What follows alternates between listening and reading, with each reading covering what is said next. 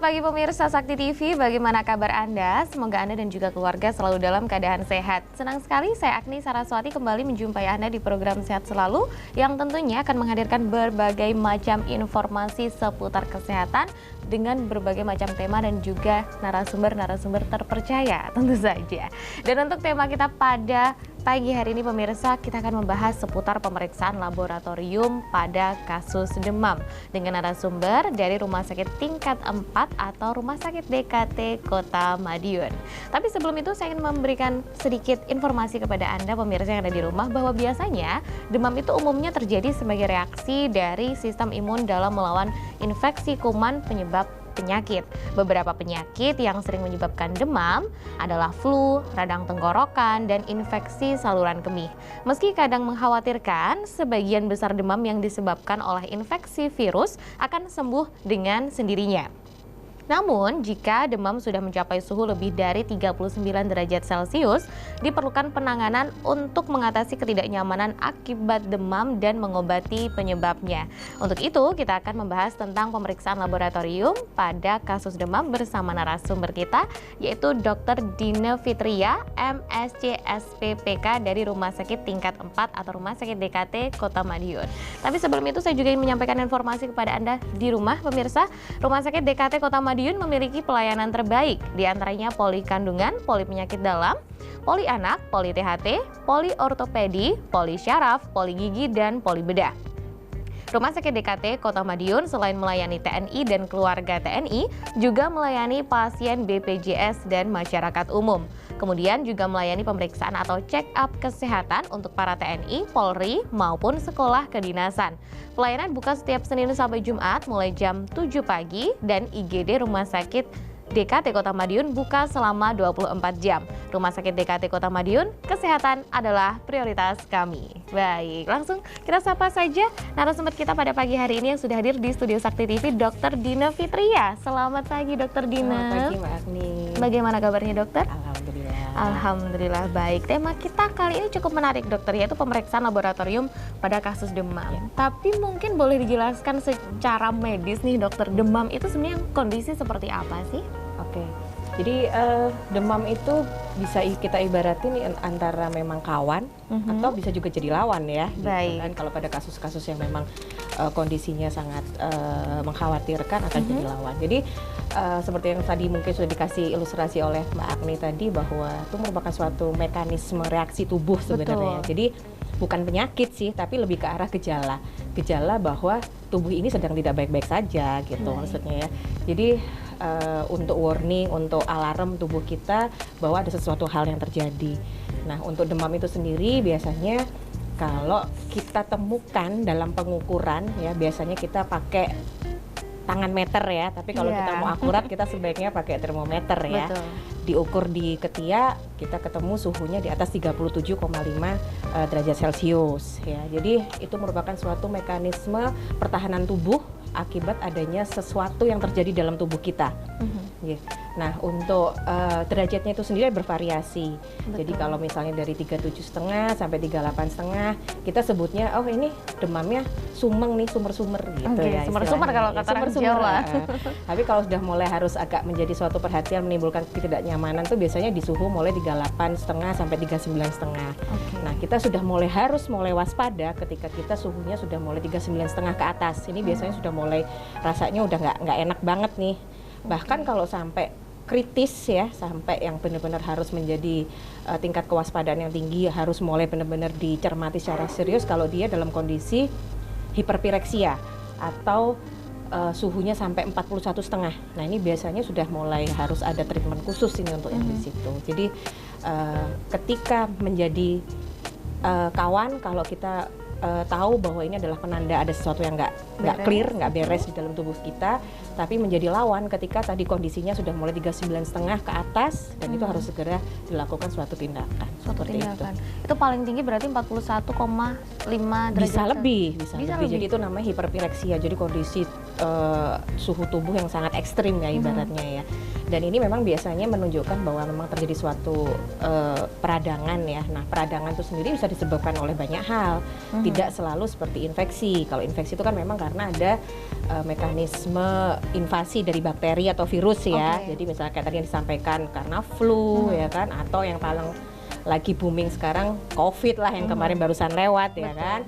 Terus bisa juga mungkin karena memang benturan. Kadang-kadang di anak-anak kan kena benturan cedera sedikit juga bisa jadi demam. Atau bahkan kadang di anak-anak yang paling sering tumbuh gigi aja gitu aja juga bisa bikin. Untuk balita. Iya. Gitu ya. Atau kadang kita bisa jumpai juga pada saat selesai vaksinasi. Kemarin kalau yang dewasa habis vaksin COVID misalnya rasanya kan ada luar biasa kan, ada gimana-gimananya gitu kan, ngilu-ngilu nggak enak gitu kan. Nah, di anak-anak pun juga biasanya ada sedikit reaksi fase demam, biasanya juga pasca vaksinasi. Jadi demam itu penyebabnya bisa banyak.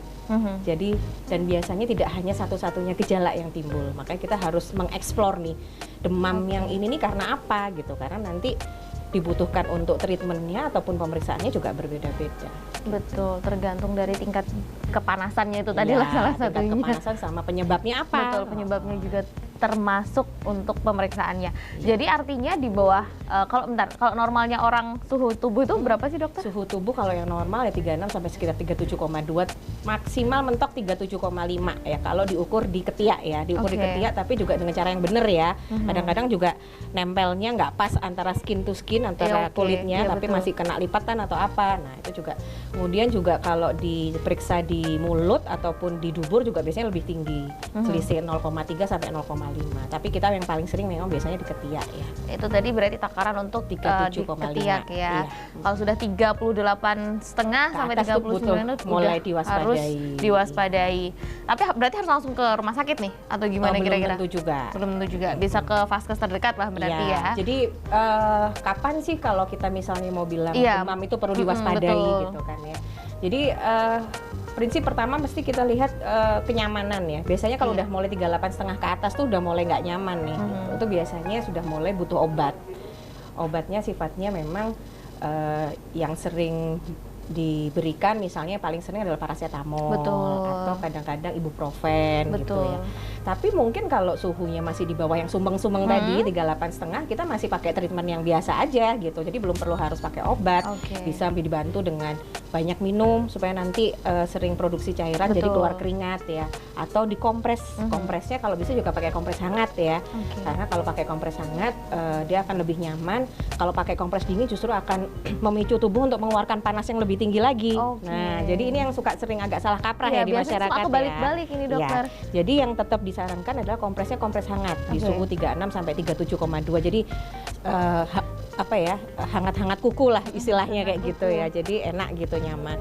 Bahkan kalau misalnya sampai kalau perlu bisa sampai dimandikan juga untuk mungkin nyaman. Jadi prinsipnya kalau masih di bawah 38,5 biasanya kita masih pakai apa adanya yang di rumah ya, dengan kompres, dengan minum banyak, dengan pakai baju-baju yang tidak terlalu tebal supaya bisa memicu keringat mungkin.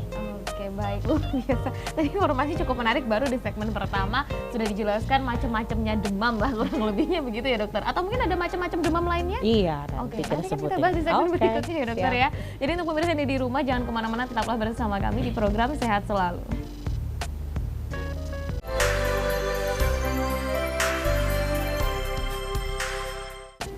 Terima kasih pemirsa Anda masih bersama kami, masih menyaksikan program Sehat Selalu dan masih membahas seputar tema pemeriksaan laboratorium pada kasus demam. Masih bersama Dr. Dine dari Rumah Sakit DKT Kota Madiun. Dokter, tadi sudah dijelaskan secara singkat, nggak singkat juga sih, sudah panjang sekali. Apa itu demam dan juga suhu-suhu yang ibarat katanya sensitif ini harus segera dibawa ke dokter dan lain sebagainya. Tapi ini kan kalau tadi saya nangkepnya dari demam itu sendiri berarti kan ada jenis-jenisnya nih dokter. Mungkin boleh dijelaskan dulu jenis dari demam ini apa aja? Jadi kalau berdasarkan periodenya kita ada kenal beberapa macam demam ya. Jadi demam yang sifatnya akut itu yang kondisi segera itu biasanya kalau berlangsung kurang dari 7 hari. Kurang dari 7 hari. Kalau udah mulai subakut itu biasanya berlangsung antara 7 sampai dengan 14 hari. Lebih dari 14 hari biasanya kita sebutnya itu demamnya persisten atau terus-menerus. Nah, ini ternyata juga jenis-jenis demam ini juga ternyata juga sifatnya juga spesifik juga kadang ke beberapa penyakit. Jadi misalnya nih, kalau kita dapat demam yang lagi trending sekarang ini, demam berdarah dengue ya, jadi DBD gitu ibaratnya, itu biasanya cenderung akan demamnya itu terus tinggi bisa sampai 40 derajat pada 1 sampai 3 hari pertama. Nah, kemudian pada hari keempat kelima biasanya dia cenderung turun, tapi justru di sini adalah fase kritisnya, maka harus lebih ekstra hati-hati. Jadi kalau udah demam 3 hari terus tahu-tahu turun, itu bukan berarti kita sudah baikan. Fine aja nih, justru ada titik kritisnya ya. Kemudian misalnya demam yang lain adalah demam yang pada pasien yang kasusnya tipes nih. Ini pola demamnya juga agak berbeda. Biasanya dia akan cenderung demam terutama di malam hari. Jadi kalau siang dia baik-baik aja, fine aja, nyaman gitu. Tapi begitu malam udah mulai demam sampai kadang-kadang menggigil. Dan itu bisa berlangsung paling tidak bisa sampai 7 hari. 1 minggu sendiri ya? 7 hari sampai dengan 10 hari. Jadi makanya penting kalau misalnya kita mau sakit gitu ya, itu kita mesti nge-explore nih sebenarnya polanya sakitnya itu seperti gimana gitu kan. Nah, dan yang satu yang penting saya sarankan adalah jangan langsung datang ke laboratorium. Walaupun saya adalah praktisi laboratorium ya, saya dokter spesialis patologi klinik, saya bekerjanya di laboratorium. Kalau dapat pasien langsung datang lab pasti senang-senang aja. Tapi ini perlu yang saya tegaskan adalah bahwa laboratorium itu sifatnya adalah sebagai menunjang. Ya, menunjang suatu pemeriksaan, dan pemeriksaan yang utuh tetap sebaiknya adalah dimulai dari kegiatan yang sifatnya anamnesis atau wawancara dulu ke pasiennya. Jadi kita gali ya sampai seberapa sih sebenarnya keluhannya, lamanya demamnya itu terus-terusan, sampai berapa tingginya demam, itu penting harus kita eksplor. Kemudian setelah itu dokter akan melakukan pemeriksaan fisik, ya akan dicek, ada tanda-tanda apa sih selain demamnya tadi, misalnya ternyata di tenggorokannya kemerahan, atau dia ada pilek, atau dia ada batuk, atau ada suara-suara di dalam rongga dadanya, dia akan mengeksplor. Jadi prinsip bahwa laboratorium itu adalah sifatnya menunjang, jadi tidak boleh melangkahi fase 1 dan 2 tadi, fase dari wawancara dan juga fase dari pemeriksaan fisik. Karena dari 2 ini yang akan nanti bisa mengerucutkan. Ya, 90% akan bisa mengerucutkan, ini perlu dilakukan pemeriksaan apa sih gitu. Karena pemeriksaan laboratorium sendiri macamnya banyak banget kan, beratus-ratus. Kalau kata Tenggo dia saingan nih ya, lapisannya ratusan ya. Laboratorium juga iya gitu. Juga sama, dan fungsinya pun masing-masing. Beda-beda. Makanya penting kita harus memang ketemu dokter dulu untuk konsultasi, tanya supaya bisa lebih terarah. Supaya nanti nggak salah kaprah malah. Iya, nanti yang dimaui misalnya mau periksanya untuk tipes, yang dicek untuk periksanya demam berdarah, kan nggak matching jadinya. Kan beda duit udah keluar, iya. Obatnya juga jadi nggak match kan nanti. Ini malah nggak sembuh-sembuh. Ntar dikomplain dokternya lagi, kan ini dokternya nggak pinter nih gitu. Malah jadi serba salah ya dokter ya. Jadi cerdas boleh tapi nggak boleh. Kalau katanya orang Jawa tuh nggak boleh keminter. Ya soalnya kan sekarang harus teknologi makin kesini kan makin deres ya informasi ya, dengan area medsos dan Mbah Google itu ya yang tahu segalanya. Nah, jadi kadang-kadang tuh ya salah menafsirkan begitu. Jadi, ya tidak bisa dipungkiri ya, memang harus informasi itu sedemikian deres, tapi ya memang tetap harus memang smart untuk memfilter ya, mana yang memang yang informasi yang memang benar, mana yang menyesatkan. Itu juga memang butuh ya lebih kecerdasan lebih sedikit lah untuk menelaah itu. Menafsirkan informasi yang didapat. Betul. Tapi tadi belum termasuk dengan penyebab demam ya berarti dokter ya. Jadi ada. Nah itu kan berarti kan ada tipes, ada demam berdarah dan berbagai demam lainnya. Itu penyebabnya tuh masing-masing tuh biasanya karena apa sih dokter? Karena makanan kah atau suhu kah atau gimana? Kalau misalnya kalau demam berdarah udah pasti kan kita tahu penyebabnya karena gigitan nyamuk ya. Betul. Karena darahnya kita manis-manis agak enak gitu kan, diseruput-seruput jadinya itu. Kemudian kalau ke arah tifoid, tipes tuh biasanya karena dari kebersihan pada saat kita makan yang mungkin kurang terjaga. Atau misalnya pada tipe yang malaria ya. Malaria itu biasanya penyebabnya penyakit demamnya itu cenderung lama, bisa lebih dari 2 minggu hilang timbul ya. Tapi kalau di daerah kita sendiri ini jarang kalau memang ada malaria dapat langsung dari sini. Biasanya ini karena ada kasus migrasi Jadi beliau-beliau yang habis berdinas, nah terutama kalau di DKT itu agak sering diperiksa karena beliau kan sering tindak-tindak pergi-pergi keluar Jawa, betul. Jadi itu biasanya dari Papua, dari Nusa Tenggara Timur, dari Sumatera, itu biasanya ada demam tuh kita sudah mulai ngarah, kemarin habis dinas dari mana Pak? Gitu. Oh oke, ke sini. Oh yaudah, berarti kita coba kalau kira-kira lebih dari 10 hari sampai 14 minggu kita coba deh cek malarianya gimana gitu. Oke. Oh, ada banyak faktornya juga ya penyebabnya itu tadi malaria dari faktor dinas. Iya. Secara gampangnya karena dari faktor dinas keluar kota. Tapi ini dokter, karena tadi ada beberapa fase nih dari demam itu sendiri. Apa sih yang mesti dilakukan oleh masyarakat nih, terutama jika merasakan gejala demam? Jadi yang penting diperhatikan adalah kita mungkin masih bisa ngatasin sendiri ya. Kalau misalnya memang demamnya itu sendiri masih yang selevel sumer-sumer atau kemudian dikasih obat semacam paracetamol atau ibuprofen cukup membaik dalam 1-2 hari. Iya, ya. betul.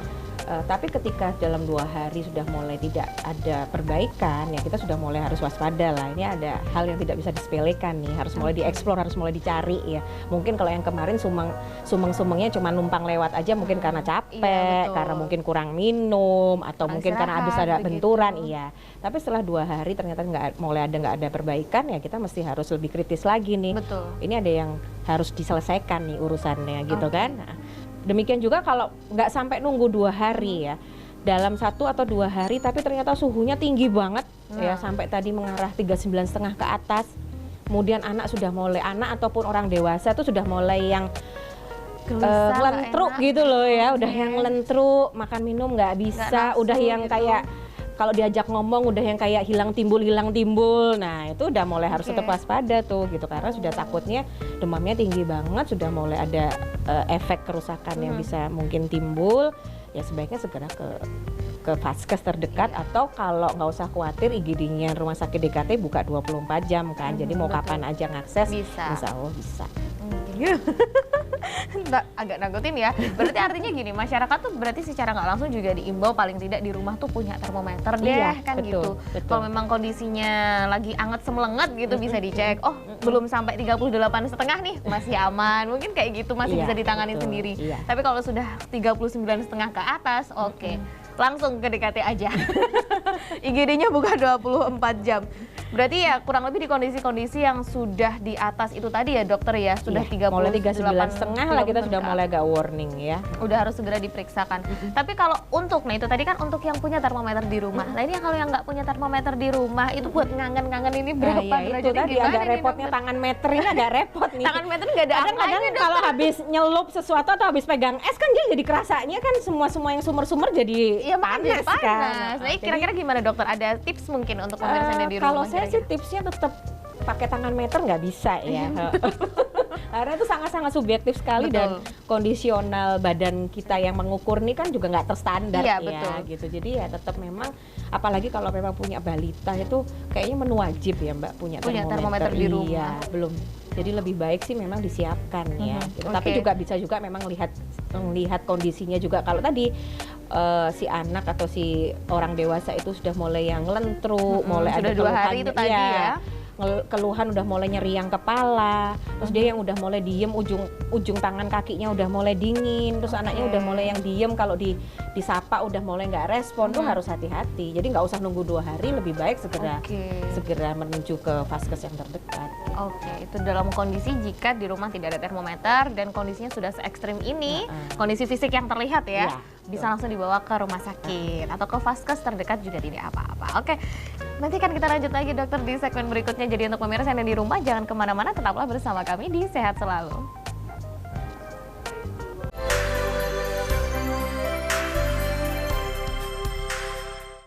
Terima kasih pemirsa yang masih bersama kami, masih menyaksikan program Sehat Selalu, masih membahas tema seputar pemeriksaan laboratorium pada kasus demam.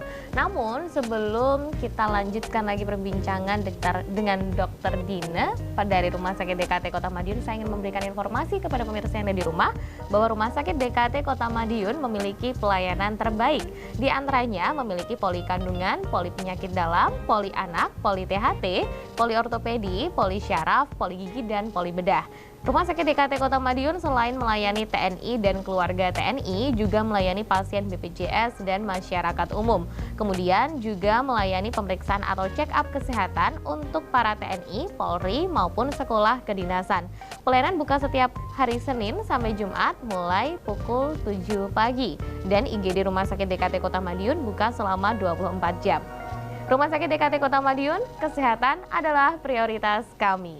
Baik, langsung saja kita ngobrol bersama Dr. Dina dengan terkaitnya pemeriksaan laboratorium pada kasus demam. Sudah banyak sekali informasi tadi yang disampaikan kepada pemirsa yang ada di rumah, terutama kaitannya dengan demam. Tapi sebenarnya pemeriksaan demam di laboratorium itu penting nggak sih, Dok?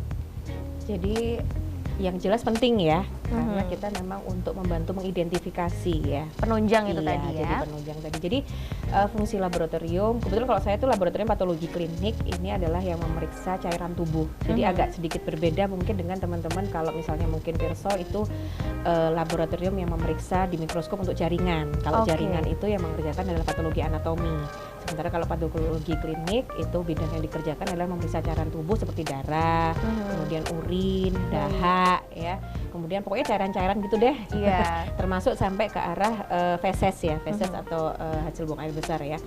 Nah, pentingnya di sini adalah untuk laboratorium itu sebenarnya kita ada beberapa tujuannya. Yang pertama adalah untuk mendeteksi dini. Betul. Nah, jadi kita tuh mau lihat ada resiko nggak sih ke arah sakit itu nomor satu.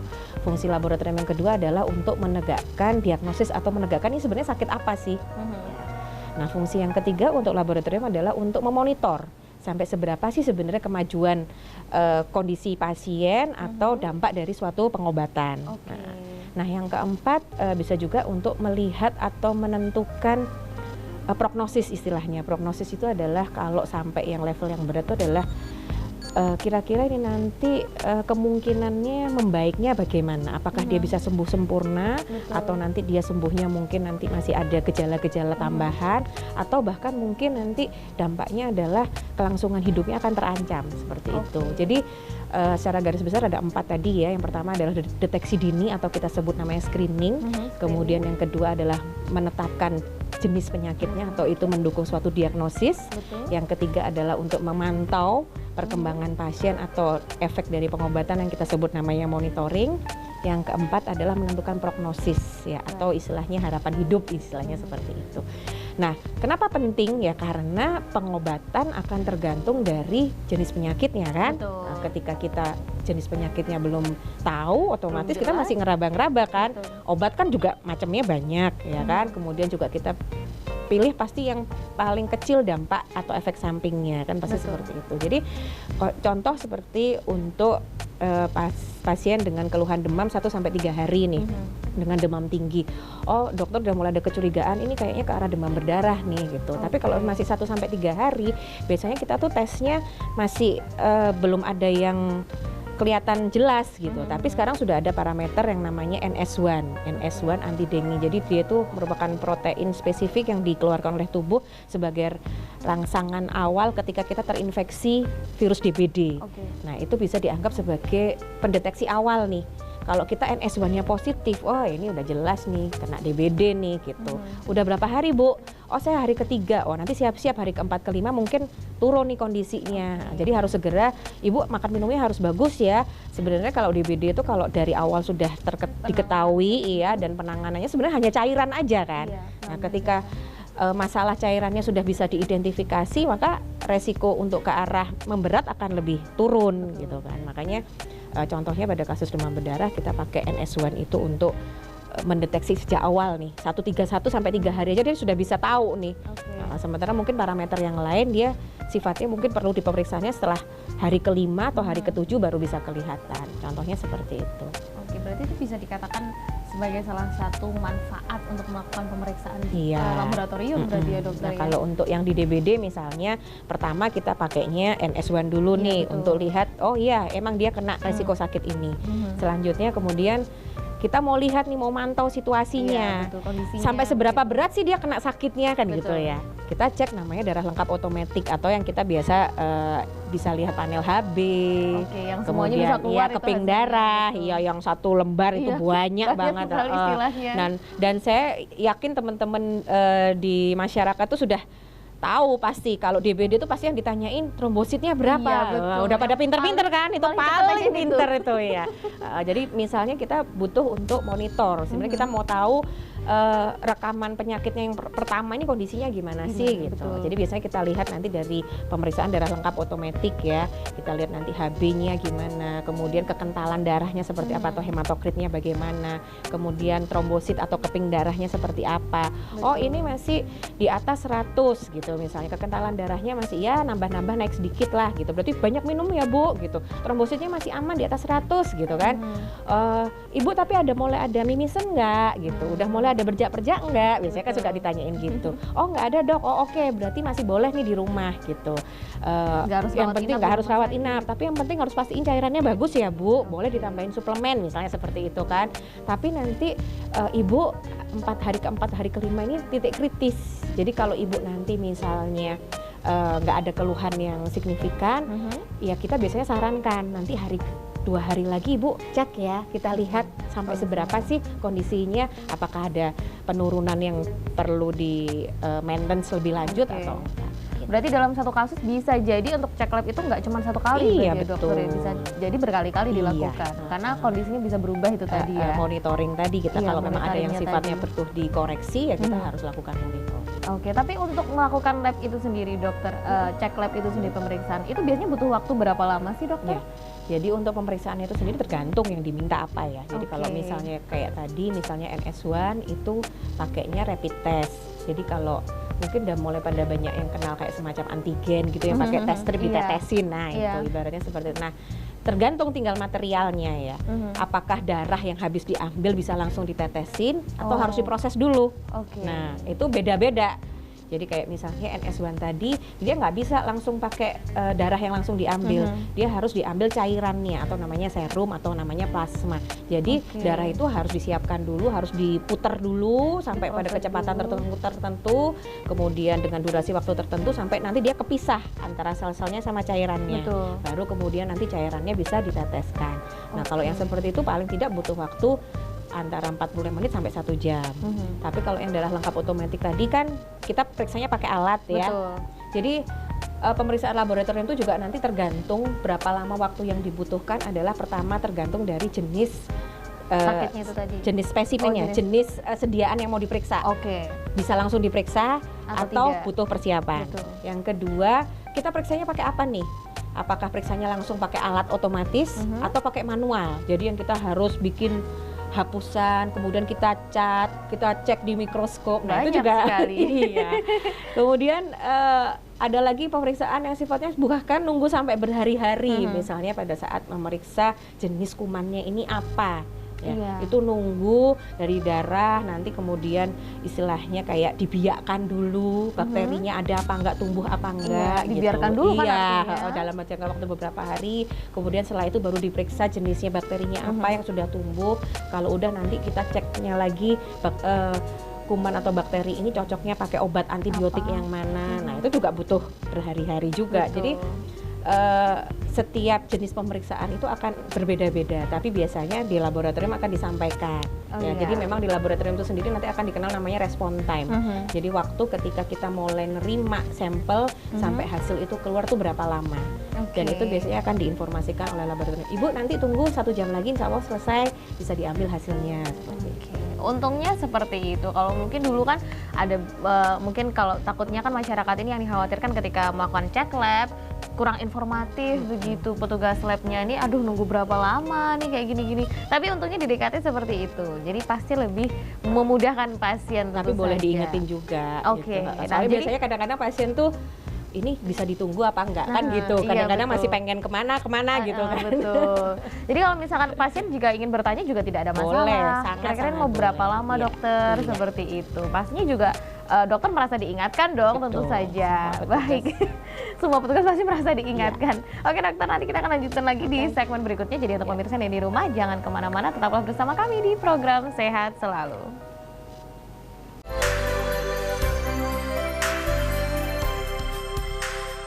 Baik pemirsa, terima kasih masih menyaksikan program Sehat Selalu, masih membahas seputar tema pemeriksaan laboratorium pada kasus demam bersama Dr. Dina Fitria dari Rumah Sakit Tingkat 4 atau Rumah Sakit DKT Kota Madiun.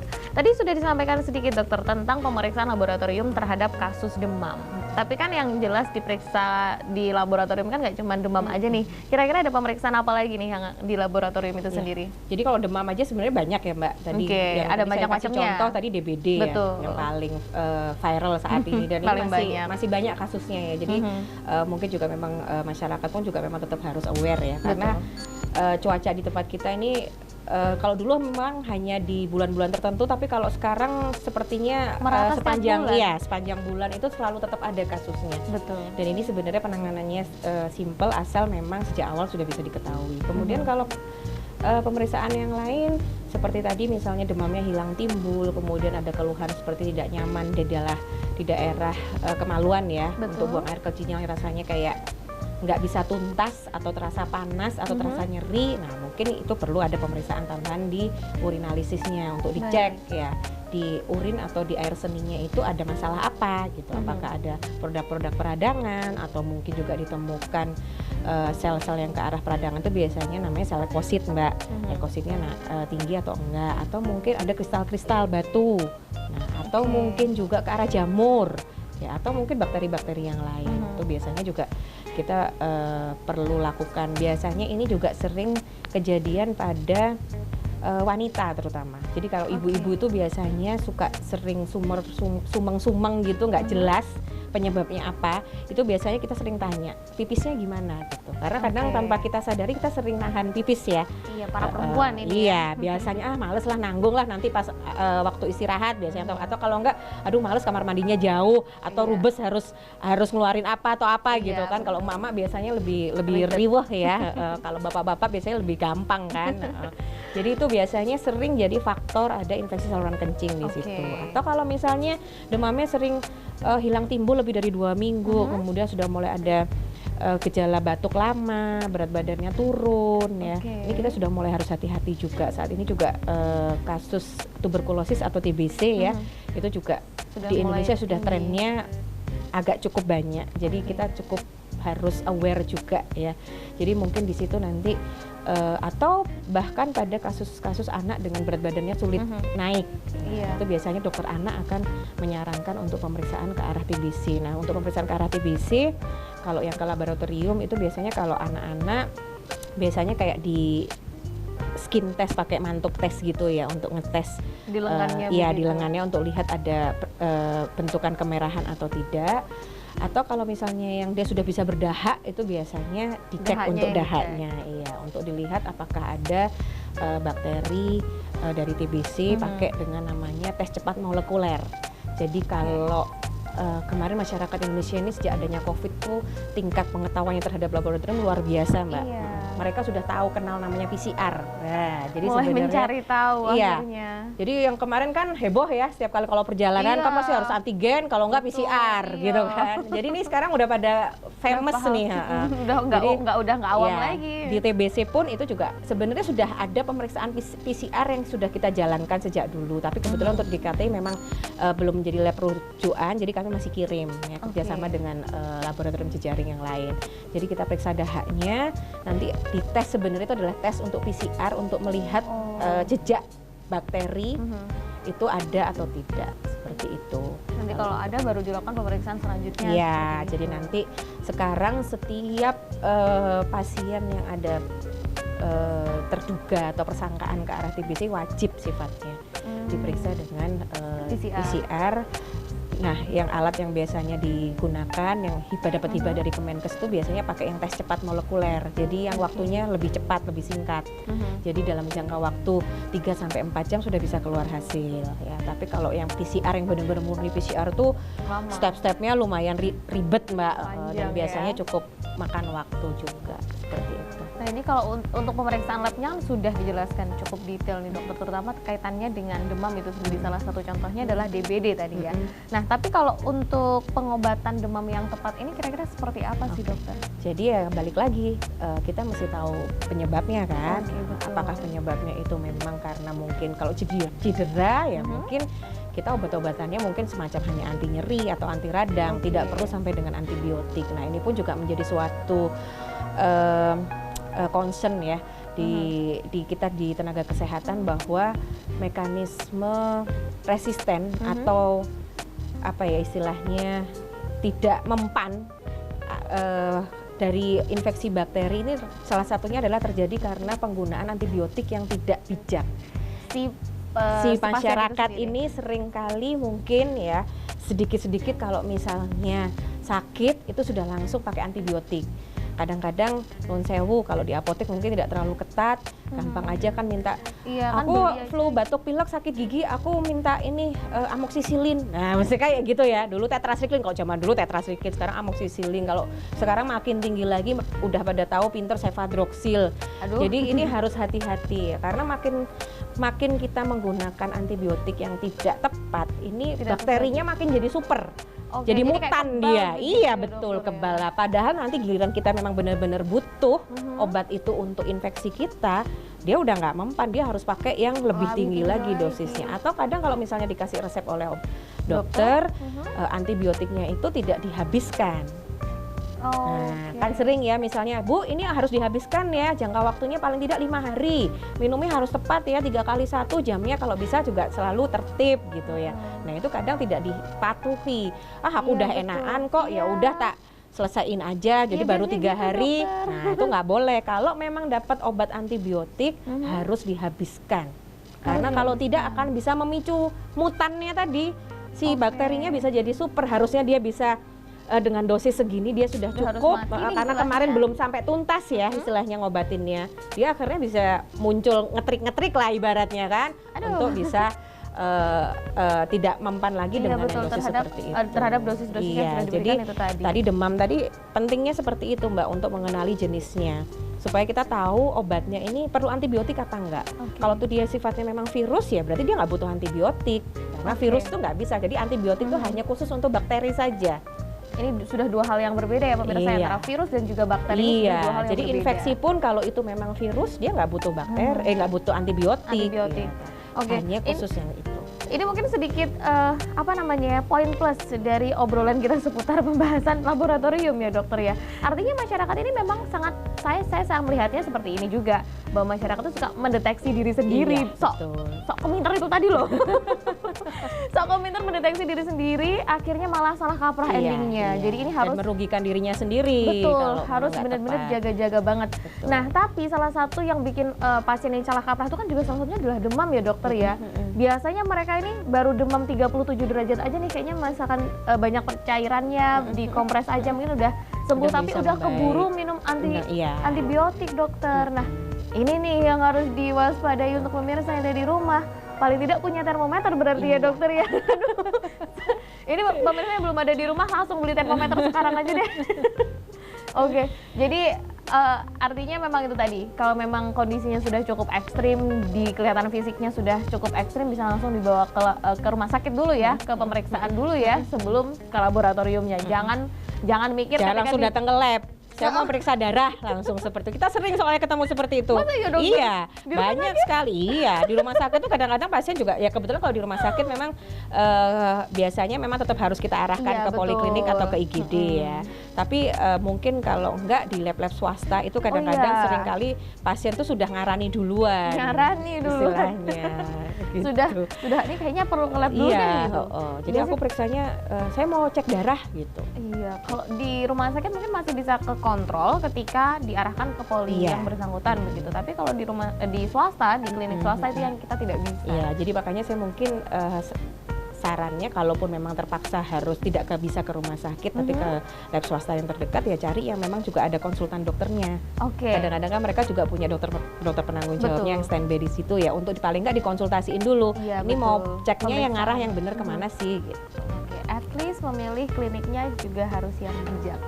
Labnya maksudnya ya, labnya juga harus yang bijak selain di rumah sakit. Oke dokter, nanti akan kita lanjut di segmen terakhir. Jadi untuk pemirsa yang ada di rumah, jangan kemana-mana, tetaplah bersama kami di program Sehat Selalu.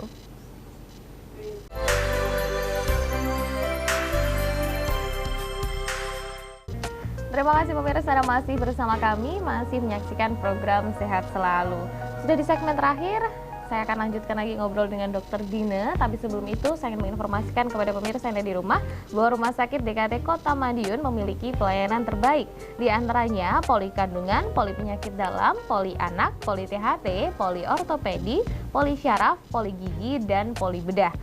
Rumah Sakit DKT Kota Madiun selain melayani TNI dan keluarga TNI juga melayani pasien BPJS dan masyarakat umum. Kemudian juga melayani pemeriksaan atau check up kesehatan untuk para TNI, Polri maupun sekolah kedinasan. Pelayanan buka setiap Senin sampai Jumat mulai jam 7 pagi dan IGD Rumah Sakit DKT Kota Madiun buka selama 24 jam. Rumah Sakit DKT Kota Madiun, kesehatan adalah prioritas kami. Baik. Dokter Dina, kayak mau main kuis saya manggilnya.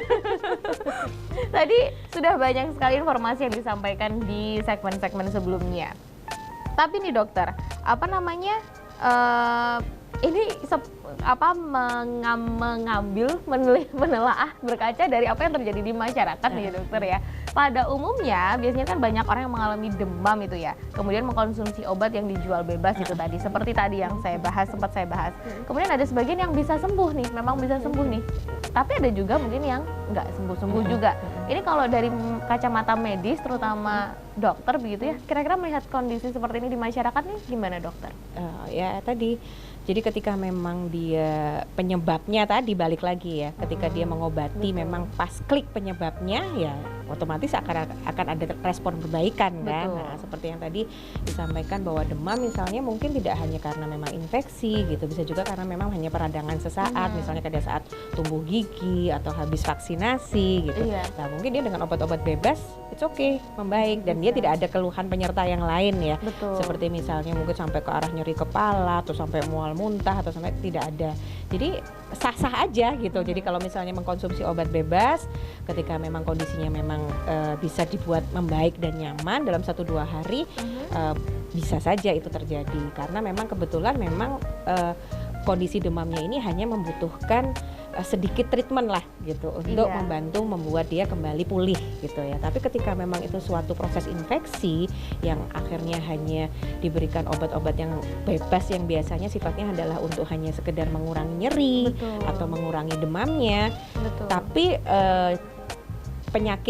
penyebabnya, akar masalahnya ini tidak akan selesai karena bakterinya ataupun infeksinya belum bisa diatasi. Nah, mau tidak mau kadang-kadang ya dia membutuhkan treatment tambahan untuk pergi ke vaskes ya, untuk pergi ke rumah sakit untuk mengidentifikasi obat antibakterinya yang diperlukan apa, atau kalau memang dia kena virus mungkin yang virusnya kebetulan berat, daya tahan tubuhnya tetap tidak bisa mengcover tadi ya, misalnya seperti COVID ya, kayak kemarin kan COVID itu kan sebenarnya virus tuh, tapi kan ternyata derajatnya bisa macam-macam kan. Nah, ketika derajatnya dia ringan, dia dengan suplemen saja, makan, minum dan istirahat cukup, dirawat di rumah sudah bisa selesai masalahnya. Sedangkan ketika sudah dia mulai derajatnya sedang, sudah mulai ada masalah di pernafasan, dia membutuhkan mungkin bantuan oksigen atau bahkan memungkinkan tambahan obat sampai antivirus yang cukup kuat yang sampai kita harus konsumsi sampai 2 minggu lamanya, misalnya 10 sampai 14 hari lamanya. Jadi semua memang disesuaikan dengan derajat penyakitnya dan juga bagaimana tingkat dari daya tahan tubuh si pasien ini bisa menyelesaikan masalahnya, seperti itu. Oke, ini mungkin secara ini sebenarnya kalau misalnya kita bicara seputar bukan penyakit ya tadi kalau dokter bilang ya, gejala demam ini kan dialami setiap orang kan pasti berbeda-beda karena kondisi tubuhnya tadi yang berbeda-beda. Tapi ada nggak sih dokter caranya buat mencegah supaya nggak kena demam? Ya, berarti karena itu adalah reaksi tubuh, reaksi pertahanan tubuh. Berarti kan ya gimana caranya kita menjaga daya tahan tubuh, kan ibaratnya seperti itu ya. Itu yang pertama, menjaga daya tahan tubuh. Yang kedua, bisa kita mencegah supaya tidak demam yang mungkin dari infeksi adalah supaya nggak ketularan. Nah, ya kan, gimana caranya kita nggak ketularan? Karena mau daya tahan tubuhnya kita kayak apa, tapi kalau kanan kiri kita batuk pileknya sedemikian hebohnya, ya tetap aja kalah kan. Nah, kadang-kadang makanya tetap kita sarankan penggunaan alat pelindung diri itu tetap memang diperlukan. Jadi memang kalau misalnya di lingkungan tertutup, kemudian ventilasinya nggak bagus ya, kemudian sudah mulai ada yang gitu, sentrap-sentrup nggak nyaman gitu, tetap sebaiknya menggunakan masker itu tetap jauh lebih baik. Kemudian yang ketiga, jangan lupa kemarin sudah pada bisa pinter cuci Menjaga tangan. kebersihan, Ya, cuci menjaga tangan. kebersihan cuci tangan. 6 langkah cuci tangan itu sangat-sangat efektif untuk juga mencegah adanya infeksi sebagai penyebab demam ya. Oke. Jadi kemudian yang lain ya pasti dari faktor nutrisinya juga ya. Makanan. Minuman juga yang harus cukup. Kalau cuacanya hot pop kayak gini ya mau nggak mau kita minumnya juga lebih Harus ekstra. lebih banyak, Iya. betul. Nggak beda jauh ketika mungkin kita kemarin banyak dengar waktu jamaah haji ya. Oh iya, betul. Nah, kan mereka mengalami gelombang panas Iya, di ya sana. karena memang cuaca Waktu- yang sangat ekstrim. Iya. Berarti kan sampai ada istilahnya himbauan harus banyak minum. iya. Kalau memang tidak perlu sekali tidak usah beraktivitas di luar Betul, ruangan iya. ya. Nah, itu sebenarnya juga salah satu mekanisme juga untuk Mencegah demam iya, itu sendiri. betul. Sebenarnya basic sih sebenarnya dokter ya, kalau untuk mencegah demam itu bagaimana kita menjaga pola hidup, Iya.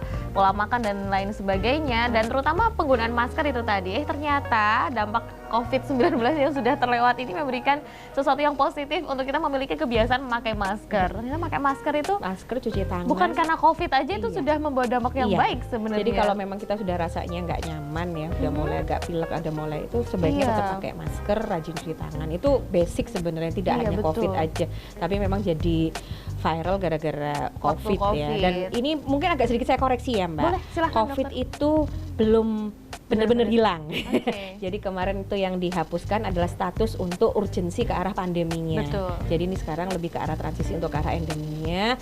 Tapi sekali lagi bahwa penyakit COVID itu belum hilang, sehingga tata laksana untuk Prosedur treatment terhadap kesehatannya. COVID, prosedurnya pun kita di fasilitas kesehatan tetap dijalankan. Baik. Jadi ya saya juga mohon kebesaran dan kemakluman masyarakat bahwa ketika nanti di rumah sakit datang masih tetap di screening Betul. ya COVID-nya, bahkan mungkin ada yang masih diperiksa antigennya kalau memang harus rawat inap atau operasi ya. Tolong dimaklumi juga karena Iya. memang penyakitnya memang belum hilang, Belum hanya hilang. memang situasi daruratnya secara global di dunia saja yang diturunkan statusnya. Oke, ini menjadi edukasi tambahan untuk pemirsa yang ada di rumah ya, bahwa kondisi COVID memang sudah sepenuhnya Sudah turun, menurun, tapi betul. masih ada. Jadi kebiasaan memakai masker, menjaga Mencuci kebersihan cuci tangan. tangan, dan menjaga pola hidup, pola makan yang baik itu akan sangat berpengaruh untuk kita semua. Terakhir dokter, mungkin ada yang ingin disampaikan kepada pemirsa yang di rumah atau sudah cukup mungkin? Iya, mungkin tagline-nya adalah bahwa sekali lagi bahwa laboratorium itu adalah bukan pemeriksaan yang paling utama ya, Betul. tapi sekali lagi adalah sifatnya sebagai penunjang. Jadi setiap kali kalau memang ada keluhan terkait kesehatan, sebaiknya berkonsultasi dulu kepada dokter untuk bisa digali lebih lanjut terkait keluhannya dan juga dilakukan pemeriksaan fisik supaya nanti kalau mau meminta pemeriksaan laboratorium itu bisa diarahkan lebih tepat gitu saja. Sudah cukup dokter? Sudah, Terima kasih kasih. banyak. Sudah banyak sekali informasi, entah itu seputar pemeriksaan labnya, entah itu macam-macam demamnya, penanganannya, dan bagaimana cara mencegahnya sudah disampaikan oleh Dr. Dina dari Rumah Sakit DKT untuk pemirsa yang ada di rumah. Saya mengucapkan terima kasih karena sudah sharing di sini dokter ya. Sama-sama. Terima Semoga kasih nanti untuk bisa kesempatannya. datang lagi untuk sharing-sharing lagi kepada Insya pemirsa Allah. Sakti TV yang ada di rumah. Dan untuk pemirsa juga terima kasih banyak atas kebersamaan Anda. Saya Agni Saraswati bersama seluruh kru yang bertugas pamit undur diri. Selamat pagi, selamat beraktivitas, dan sampai jumpa.